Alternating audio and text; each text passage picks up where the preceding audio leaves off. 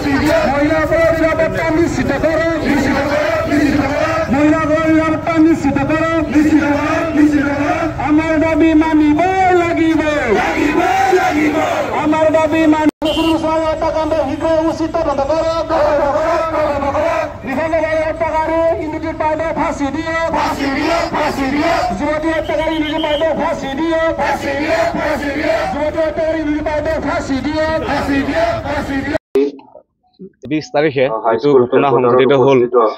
জমেশ্বৰী বসুমতাৰীৰ লগত সেই ঘটনাটো আমি তেখেতলৈ গভীৰ শোক প্ৰকাশ কৰিছোঁ আৰু তেখেতৰ পৰিয়ালবৰ্গলৈ আমি ছাত্ৰ সন্থাৰ তৰফৰ পৰা গভীৰ সমবেদনা জ্ঞাপন কৰিছোঁ। আৰু এইখন চৰকাৰক এটা কথাই ক'ব বিচাৰোঁ, আজি ঘটনা হৈ যোৱা আজি 4-5 ঘণ্টা ক্ষমা কৰিব, আজি 72 ঘণ্টা উকলি যোৱাৰ পিছতো চৰকাৰখনে আজিলৈকে কিন্তু ইয়াৰ কোনো ন্যায়িক তদন্ত ঘোষণা কৰা নাই। গতিকে আমি এটা কথাই ছাত্ৰ সন্থাই সকীয়াই দিব বিচাৰিছোঁ, যেতিয়ালৈকে ন্যায় নাপায় তেতিয়ালৈকে এই আন্দোলন কিন্তু অব্যাহত থাকিব। এই অব্যাহত থাকিব আন্দোলন। এই আন্দোলনৰ পৰা এটা কথা আমি শুকুৱাই দিব বিচাৰিছোঁ, চিমেণ্ট চাপৰিৰ পৰাই এটা কথা আমি কৈছোঁ যে চৰকাৰখনক এনেকুৱা ধৰণৰ ঘটনা প্ৰায় সংঘটিত ল'বলৈ ধৰিছে। গতিকে এনেধৰণৰ ঘটনাবোৰৰ পৰা আমাৰ উঠি অহা প্ৰজন্মই যে এটা শেষ পৰ্যায়লৈ গৈ আছে, এটা আজি শিক্ষা বিভাগটোৰ লগত জড়িত হৈ গুৱাহাটীত প্ৰায় তেনেধৰণৰ ঘটনাবিলাক আমি সংঘটিত হোৱা দেখিবলৈ পাইছোঁ। আৰু অতি শীঘ্ৰে এই ঘটনাৰ ওপৰত ন্যায়িক তদন্ত ঘোষণা কৰি পৰিয়ালক আমি সন্তুষ্ট দিবৰ বাবে, শান্তি প্ৰদান কৰিবৰ বাবে আমি আহ্বান জনাইছোঁ। আৰু ছাত্ৰ সন্থাই এটা কথা কৈছোঁ, যেতিয়ালৈকে এই ন্যায়িক তদন্ত নহয় তেতিয়ালৈকে কিন্তু এই আন্দোলন অব্যাহত ৰাখিম। আৰু আমি চিমেণ্ট চাপৰি খেলপথাৰৰ পৰা সকীয়াই দিব বিচাৰিছোঁ, গণতান্ত্ৰিকভাৱে আন্দোলন হ'ব। আৰু এই আন্দোলন যেতিয়ালৈকে এই ন্যায়িক তদন্ত নহয় তেতিয়ালৈকে কিন্তু এই আন্দোলন অব্যাহত থাকিব। আমি এইটো কথাই আপোনালোকৰ আগত বুজাই দিছোঁ। थांनाय 22 जानुवारि खालाराव जोंनि सिमेन्ट सापरिनि सासे बर' हिन्जावसा सुश्री राजु बसुमतारीनि फिसाजो जन्मेश्वरी बसुमतारी बे हिन्जावसाखौ गुवाहाटी नोगोरमायाव खासे निश्चय बुथारनाय जादोंमोन। दा बे बुथारनायनि हेंथायै जोङो जोंनि खुद्रिसारनायखौ दिन्थिनो थाखाय दिनै बे हाबाफारिखौ जोङो लादों। जोंनि हानजा सुरनाय, जोंनि खुद्रिसारनाय, जोंनि दाहा फोरमायनाय आरो प्रशासननि फारसे दाबि माखासे दैखांनानै जोङो दिनै बे हाबाफारिखौ लानाय जादों। जोङो दिनै बुंगोन जे जोंनि जाय हिन्जावसा जन्मेश्वरी बसुमतारी, बे जन्मेश्वरी बसुमतारीया थांनाय जानुवारि दाननि 21 खालाराव गुवाहाटीयाव गाव सिगाङाव थाबोनाय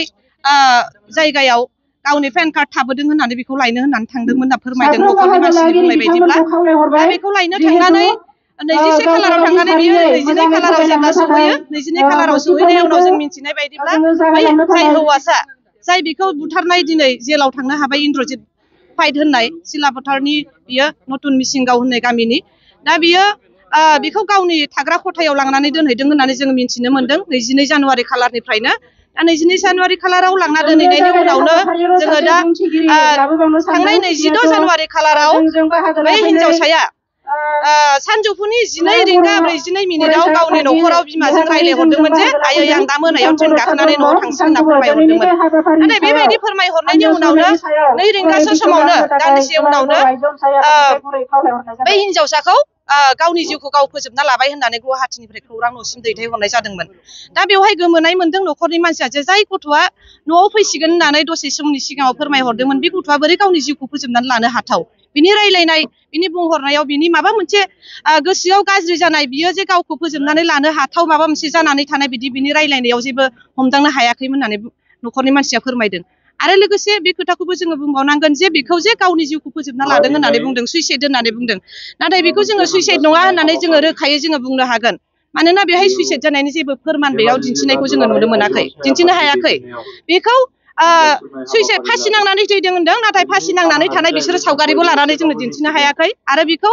बैसाङाव फुथुनानै दोननाय अबस्थायावसो बेखौ दिन्थिनो हादों एबा फासि नांदोंब्ला बेयाव फासि नांनायनि माबा मोनसे दिरुं एबा माबा मोनसे जि फासि नांथाव बेफोरबायदि बेसादफोर बिसोरो दिन्थिनो हायाखै फोरमान जेबो होनो हायाखै जोङो मिन्थिनो हानाय बायदिब्ला बिनि सेराव गांसे टावेलल' दङ होननानै जों मिन्थिनो हादों दा बेयावनो माने जोङो साननो गोनां गुबै माने बाथ्राया बेयावनो जे गांसे टावेलजों सासे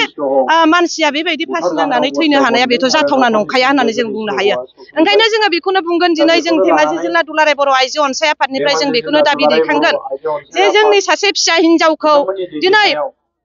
गुबुन जायगायाव माबा मोनसे खामानियाव थांनायाव बेहाय बिनि जेबो रैखाथि गैयै बेखौ गावनि मोजां मोननाय सेंग्रायानो बेखौ माखासे परिकल्पना खालामनानै बेखौ दिनै बुथारबाय खास्रि बिस्रि बिनि जिउखौ फोजोबस्रांबाय दा बिनि हेंथायै जोङो दिनै जोङो जोंनि खुद्रिसारनायखौ जोङो दिन्थिनो थाखाय जोङो दिनै बे हाबाफारिखौ लानाय जादों जोङो नैबे हाबाफारिनि गेजेरजों जोङो आसामनि चिफ मिनिस्टारनिसिमबो जोङो बेखौनो फोरमायहरनो सानोदि जे बै जाय दायनिगिरि दिनै जोङो मिन्थिनो मोनदों दायनिगिरिखौ दिनै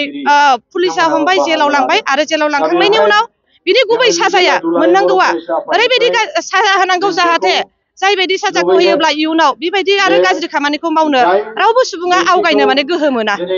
बेखौनो जोङो जोंनि जिल्ला आइजो अनसाय आफादनिफ्राय बेखौ जोङो दाबि दैखांदों आरो लोगोसे हिनजावसानि न'खरा जाहाथे न्याय मोनो बेखौ जोङो डिमान्ड जोङो खालामनानै दिनैनि बे हाबाफारिखौ लानाय जादों জ্ঞাপন কৰিছো আৰু যিটো নেকি গুৱাহাটীৰ নিচিনা মাজমজিয়া গুৱাহাটীৰ দৰে চহৰত আমাৰ জন্মেশ্বৰী নৃশংসভাৱে হত্যা কৰা হ'ল তাৰ বাবে আমি ডেকাৰগাঁও আঞ্চলিক TMPকে তৰফৰ পৰা তীব্ৰ গৰিহণা দিছো আৰু দুখীক ইতিমধ্যে আমি গ্ৰেপ্তাৰ কৰিছো বুলি গম পাইছো অকল গ্ৰেপ্তাৰতে সীমাবদ্ধ নাৰাখি উচিত তদন্ত কৰি দোষীক কঠোৰতম কঠোৰ শাস্তি দিব লাগে আমি TMPকে তৰফৰ পৰা দাবী কৰিছো আৰু আমাৰ যোনটো বিজেপি চৰকাৰৰ বেটি বাঁচাও বেটি পঢ়াও এই প্ৰতিশ্ৰুতি পালন কৰিব বুলি আমি TMPকে তৰফৰ পৰা আশাবাদী